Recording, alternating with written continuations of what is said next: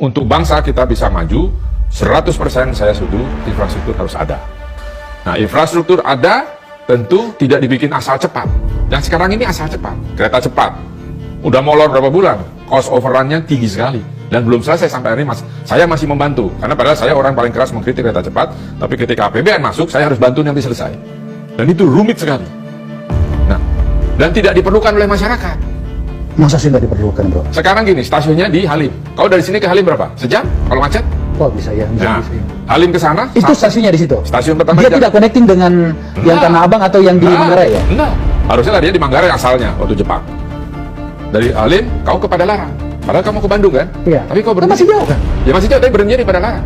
Kenapa begitu? Nah, tanya Pak Luhut. Ya, ditetapkan di Padalarang. Tidak ke Tegaluar. Tegaluar itu deponya saja. Ya kau bisa ikut sampai depo bisa. Tapi turun Padalarang. Siapa yang mau naik?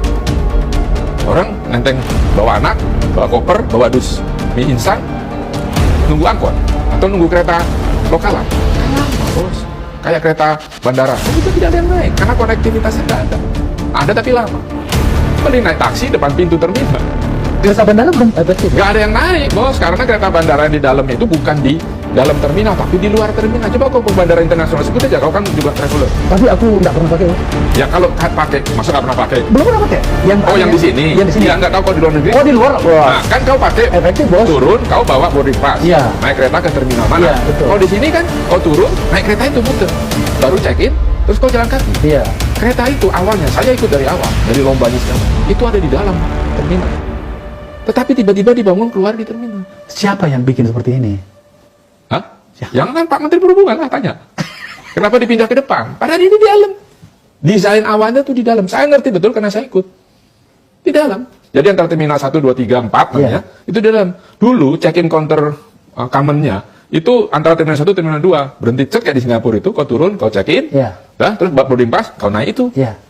Ke terminal mana, gate Iya, berapa. betul. Udah. Ya di seluruh Semua begitu. Di Dubai, Iya. di Doha. Kalau kita di luar. Itu di luar. Jadi yang naik itu pekerja. Padahal dulu di luar itu ada Damri yang mutar, terminal 1, 2, 3 itu ada Damri. Kenapa ada kereta itu? Itu 900 miliar. Jadi sekarang mubazir, bos.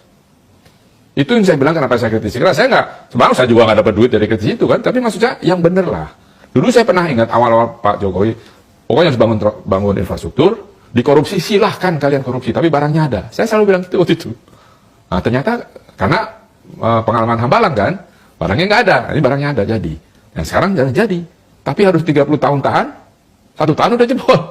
Nah cuman ini, gitu.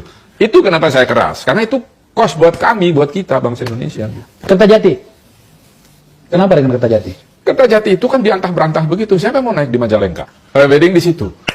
Kacau. Saya sudah nggak ada. Itu sebulan 5-6 M biaya maintenance listrik, air dan sebagainya. Jadi tidak ada pesawat di sana Tidak sekarang? ada, bos. Siapa yang mau ke situ? Katanya untuk haji. Haji terus mau asramanya di mana? Kan nggak ada asrama. Dari Bandung, jauh bos. Sekarang Cisumdawu udah mau buka, kemarin longsor. Karena saya sudah bilang waktu lihat ke sana, itu dia memotong bentang alam, bukit itu dipotong. Itu pasti longsor. Saya sudah bilang, tolong diturap di Katarmin. Longsor sekarang. Oke, nah itu bandara sudah ada tahun berapa itu? 4-5 tahun yang lalu. Iya, iya, iya. Tapi kan nggak ada. Saya ke sana 2-3 kali, saya pusing nggak ada yang nambah. Jadi nggak ada pesawat di situ? Nggak ada. Kan Bandara dulu internasional sebesar itu? Iya, dulu dipaksa oleh Menhub, pesawat situ. Lion, Garuda. Cuma tangga sampai sebulan lah. Orang nggak ada orangnya 4 orang, 5 orang. Siapa mau bayar aftur? Yang paling lama bertahan, Citylink. Akhirnya cabut. Di situ udah dikasih bis gratis dari Bandung. Tapi orang Bandung nggak mau naik bis Damri itu. Kenapa? Karena bukan Mercedes, bos. Lu itu terang-terangan bicara, saya wawancara kok. Damri juga baru dibayar mungkin akhir tahun. Jadi perencanaan inilah yang saya kritisi. Ini kan uang. Tadi kan kita bicara darat itu kereta cepat Jakarta Bandung. Sekarang udara Kertajati. Sekarang laut. Laut Patimban. Patimban. Apa yang terjadi? Begini, Patimban itu kan Pak Presiden mengatakan bahwa ini pelabuhan kedua terbesar setelah Tanjung Priok. Artinya motor vessel yang gede-gede akan berlayar di situ. Kesanalah saya lihat. Dalamnya cuma 7-9 meter. Mana? 7 sampai 9 meter. Itu kan sudah nggak bisa, kapal motor vessel yang gede nggak bisa masuk, bos. Kandas dia. Oke. Harusnya 14 meter. 14 meter. Coba dikeruk.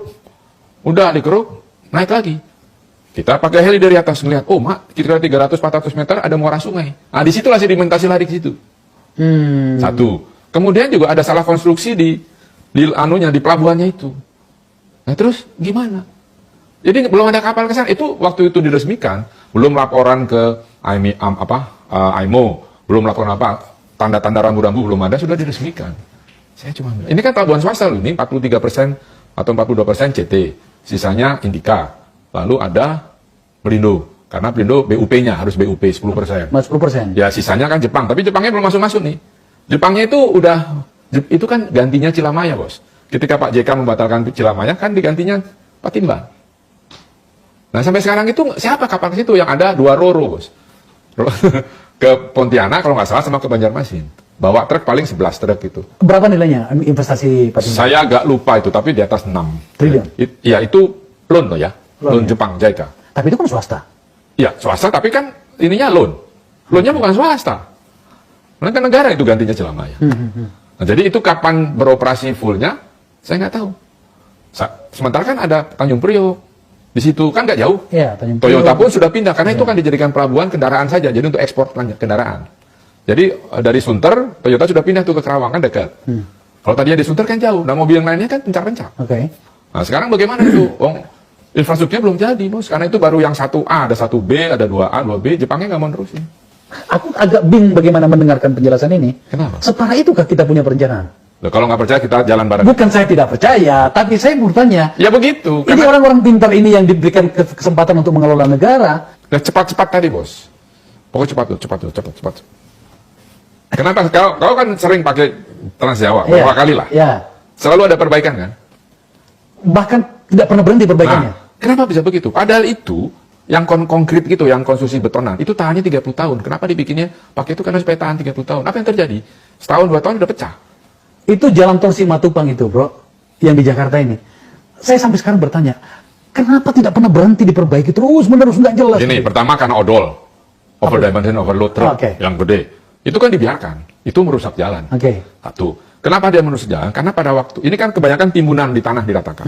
Nah tanah itu ketika ditimbun lapis pertama, dia harus dibiarkan beberapa hari dulu. Ini alam, Bos. Kau nggak bisa teknologi bisa dipakai, tapi harus ini belum waktunya timpa lagi, belum waktunya timpa lagi.